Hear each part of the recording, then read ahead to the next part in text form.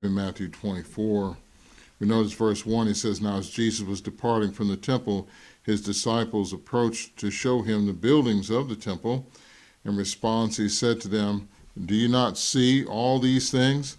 Truly I say to you, by no means will a stone be left here upon a stone and not be thrown down.'" Verse 3, while he was sitting on the Mount of Olives, the disciples approached him privately, saying, "Tell us, when will these things be? And what will be the sign of your presence and of the conclusion of the system of things?"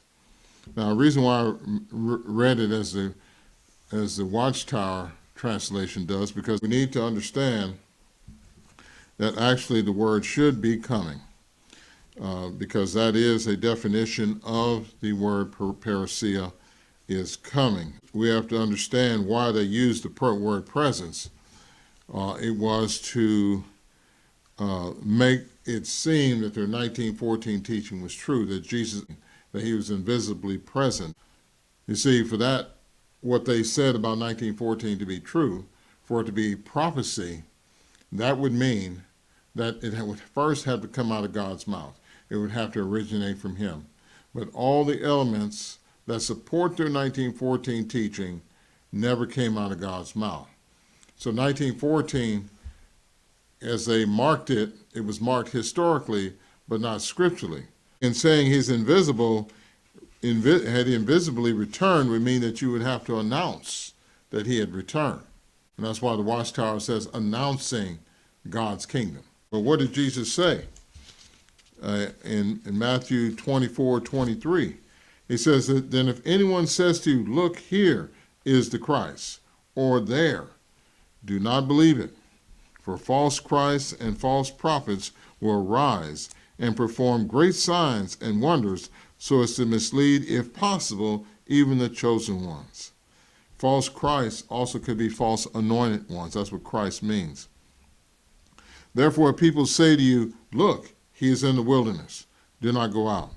"Look, he is in the inner rooms," do not believe in it. For just as the lightning comes out of the east and shines over to the west, so they say presence, but the word should be coming of the Son of Man will be. Here we see, here's an announcement being made by ones that Christ is over here, he's there. They're saying he's here. Jesus said, don't listen to them. See, the disciples asked for a sign of his coming and of the conclusion of the system things. We're understanding that those two are the same. The coming of Jesus and the conclusion of the system things are one and the same. And the disciples asked the question about the sign. They could not dictate the answer. Now, many, like in the Wathctower, have assumed that the wars, food shortage, earthquakes are the sign. That's an assumption that's not reality. You see, you'll never find in the Bible the expression sign or signs of the last day. In verse 30, we find the only time he used reference to the word sign in reference to his coming. Verse 30, then the sign of the Son of Man will appear in heaven, and all the tribes will beat themselves in grief, and they will see the Son of Man coming on the clouds of heaven with power and great glory. There's no announcement needed. Why? Because all the nations of the earth will see it, and they will beat themselves in grief. So when Jesus said in verse 23, ones would announce it, we can see why they'd be false Christs, because there would be no announcement needed. And that's what the Wathctower was doing, particularly after 1914. They were announcing that Jesus had returned invisibly to where people couldn't see it. And by that, making those announcements of his return, that made them false prophets, false teachers, false anointed ones.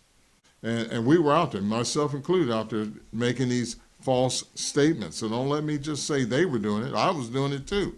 Matthew 24:37, it shows that for just as the days of Noah were, so the presence they used, but it should be coming of the Son of Man will be. For as they were in those days before the flood, eating and drinking, men marrying, and women being given in marriage, until the day that Noah entered into the ark. And they took no note until the flood came and swept them all away. so the coming of the Son of Man will be. Okay? So here in the time of Noah, prior to the event, which was the flood, what were they doing? They're just going about life. No big deal. What's this crazy man over here building this football field and a half structure over here and getting ready to gather all the animals in, as he says, because it's going to flood and all this kind of thing? They didn't believe in the flood no more than the people after many people today don't believe that there was a flood. And they just kept this unbelief, taking no note of what Noah was preaching and of the things that were going to happen. And until the event happened, that was a destructive event, the flood. Same thing with the coming of Christ. They're not taking note. They're doing the very same things they did prior to the flood. And then the event happened. What's the event? The coming, not the presence. The coming of Christ. That event happens. That's just like the flood was a destructive event. The coming of Christ, the coming of the Son of Man is the destructive event. Since Jesus gave his life and went back to heaven, once that happened, we've been in the last days. Because what changed? As Paul brought out Acts chapter 17, previous to that, the nations were allowed to just go about doing what they did. But once Jesus gave his life, now the call was made, you got to repent now. You got to turn from those things. Paul said that we have a high priest at the right hand of God. Now, if you call Jesus a priest, you call him a king, because the Bible says, Psalms 110:3, he's forever a priest in the manner of Melchizedek. So once he went back to heaven, Psalms 2 began to apply, as the Bible shows. He became the king. He was installed as king. As Matthew 28:18 brings out, he received all authority in heaven and earth. So once he received all authority in heaven and earth, what could he receive back then when he said it that he would receive in 1914? He said he already had it all. How could he get more in 1914? In Revelation 3:21, Jesus said, I have sat down on the throne with my Father. So he was already sitting on that throne back in the first century. And as Paul said in 1 Corinthians 15:25, he will rule as king until God has put all enemies under his feet. So while his enemies are being put under his feet, while he's on the right hand of God until God puts all enemies under his feet, as Paul says in 1 Corinthians 15:25, he's ruling as king. So Jesus has been ruling as king since the first century when he went back to heaven, not since 1914.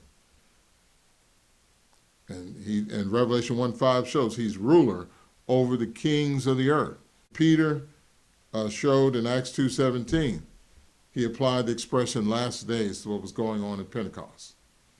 Paul, James, Jude, and all them showed that we were in the last days back in the first century. In Matthew 24:6, he says, you are going to hear wars, reports of war. See that you're not alarmed, for these things must take place, but the end is not yet. So these wars were not indication that the end was yet, but there would be things that they would have to endure until the end, and they experienced those conditions back then. And again, based on Jesus' parable of the wheat and the weeds, the wheat have always been on this earth since the first century. They've been preaching that message to be wheat, which is the main feature of the last days, showing that we've been in the last days since the first century up into our time period. The Wathctower tries to relate Matthew 24 to a first and second fulfillment. Jesus never said there was first and second fulfillment. What happened to Jerusalem was, of course, a destructive event that happened by means of the Romans. And they experienced destruction. But that was just part of the whole thing of the last days. Jesus said, this generation will not pass away until all these things occur. As we pay attention to Jesus' words, every time he used the expression, this generation, he applied it to the generation of his time period. So what happened to that generation was just part of what would happen in the last days. The tribulation that Jesus spoke about, the Great Tribulation, they didn't experience that in the first century. Because Jesus said in Matthew 24:29, immediately after the tribulation of those days, the sun will be darkened, and the moon will not give its light, and the stars will fall from heaven, and the powers of the heavens will be shaken. Then the sign of the Son of Man will appear. Okay, so that's connected when the Son of Man actually returns. He only has one return. So this great tribulation is connected with that, not what happened in Jerusalem. We can encompass all the things that happened since the first century. When Jesus went back to heaven, from that point on, we can encompass all of that in the period of the last days. You know, the Dark Ages, the Renaissance period, all the wars, the slavery, enslavement of people, and all these type of things, the slave trade, and whatever, all these are included as part of the history of these last days. When we get to Matthew 24:45, the Wathctower tries to say, well, in the last days, they're saying, well, Jesus said he will appoint a faithful and discreet slave. But Jesus didn't say that particularly. In verse 45, he said, who really is the faithful and discreet slave, whom his master appointed over his domestics to give them their food at the proper time. He doesn't say he appointed them in 1914. Yes, he appointed them, or they were given appointment. We didn't say it was in 1914. But the issue was not that. It was who really is faithful and discreet. So it's a character. You have authority over the domestics to give them the food at the proper time in view of everything that would happen during this whole history of the last days. Who's going to be proved to be faithful and discreet? Now, we know in the first century, faithful men proved to answer this question positively, that they were faithful and discreet. Men like Paul, Peter, and all these apostles and other faithful men, they proved to be faithful and discreet. Paul said in Acts 20, verse 28, shepherd the flock under your care, talking to Ephesian elders, that they had that same responsibility as leaders of the church, of the congregation. Take care of your job. Do your job well. And thus they would answer the question positively, being faithful and discreet. Peter said in 1 Peter 5, 1 through 4, he said, you know, he's a fellow elder with all the other elders and all the other churches and congregations. And so they all had the same responsibility, giving the sheep the food at the proper time. This was not about some particular group claiming to be faithful and discreet. Because Jesus said, many will say, I am he. But these ones who are faithful and discreet are anyone who has the responsibility of shepherding the flock. They have oversight of the flock. In view of all the conditions of the last days, who's going to prove to be that? In verse 46, happy is that slave if his master on coming finds him doing so. Truly I say to you, he will appoint him over all his belongings. Jesus told the ones that he gave them the talents, and one produced 10, one produced 5, or whatever. Jesus said, well, you did good here. I'm going to give you authority over these 5 cities or 10 cities. So there's a reward. That's how Jesus does it. You do good here, well, I'm going to give you some more work to do. And verse 48 says, but if ever that evil slave says in his heart, my master's delaying, see that delay factor. And he begins to, it's verse 49, he starts to beat his fellow slaves and to eat and drink with the confirmed drunkards. And then so when Jesus comes back, he's going to give him judgment. Matthew 24 is detailed in what we have to endure to make it to the end. It's like being in a race, and we're being told all these obstacles you got to go through before you hit the tape. So once you know you got to go through all these obstacles, you prepare yourself, you train yourself to endure to the end.